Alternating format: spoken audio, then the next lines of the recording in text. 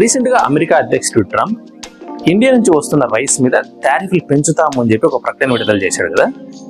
ఇప్పుడు వరకు America India నుంచి వస్తున్నటువంటి రైస్ మీద 40% టారిఫ్ విధిస్తూ ఉన్నాడు. అంటే ఈ టారిఫ్లు పెంచడం వలన ఇండియన్ రైస్ ఎక్స్పోర్టింగ్ కంపెనీస్ కానీ రైస్ ప్రొడక్టర్స్ కానీ ఏదన్నా సమస్య వచ్చే అవకాశం ఉందా అనేది ఈ వీడియోలో తెలుసుకునే ప్రయత్నం చేద్దాం.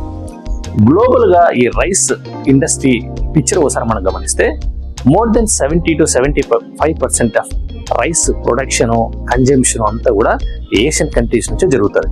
ఈ లిస్ట్ లో టాప్ ప్లేస్ లో చైనా, రెండో ప్లేస్ లో ఇండియా, ప్రొడక్షన్ లోను అదేవిధంగా కన్జంప్షన్ లో కూడా ఈ రెండే ఎక్కువగా ఉన్నాయన్నమాట. ఇక ప్రొడక్షన్ లో చైనా, గ్లోబల్ ప్రొడక్షన్ లో చైనా 28% ఉంటే ఇండియా 27% తో సెకండ్ ప్లేస్ లో ఉంది. అదేవిధంగా కన్జంప్షన్ లో కూడా.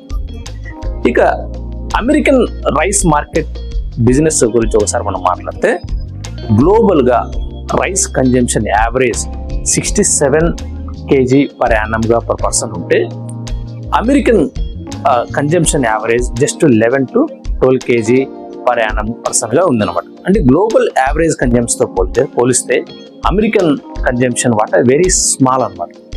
ఇక అమెరికాకు రైస్ ఎక్కువ ఎక్స్పోర్ట్ చేస్తున్న కంట్రీస్ లిస్ట్ ఒకసారి మనం గమనిస్తే ఈ లిస్ట్ లో థాయిలాండ్ ఫస్ట్ ప్లేస్ లో ఉంది, ఇండియా సెకండ్ ప్లేస్ లో ఉంది. Most of the non basmati rice అన్ని కూడా అమెరికా వాళ్ళు థాయిలాండ్ నుంచి 90% ఇంపోర్ట్ చేసుకుంటారు. బాస్మతి రైస్ విషయానికి వస్తే ఇండియా గ్లోబల్ గా లార్జెస్ట్ బాస్మతి రైస్ ఎక్స్పోర్టర్ కాబట్టి వాళ్ళు తప్పకుండా ఇండియా నుంచి ఆ బాస్మతి రైస్ అయితే ఇంపోర్ట్ చేసుకోవాల్సిన అవసరం ఉంది. సో దీన్ని బట్టి చూస్తే అమెరికన్ రైస్ కన్జంప్షన్ మార్కెట్ చాలా చిన్నది కాబట్టి ఒకవేళ టారిఫ్ ఇంపాక్ట్ ఆ ఇండియన్ రైస్ కంపెనీస్ కానీ రైస్ ప్రొడ్యూసర్స్ కానీ పెద్దగా ఉండే అవకాశం అయితే లేనట్టుగా మనకు స్పష్టంగా తెలుస్తూ ఉండాలి.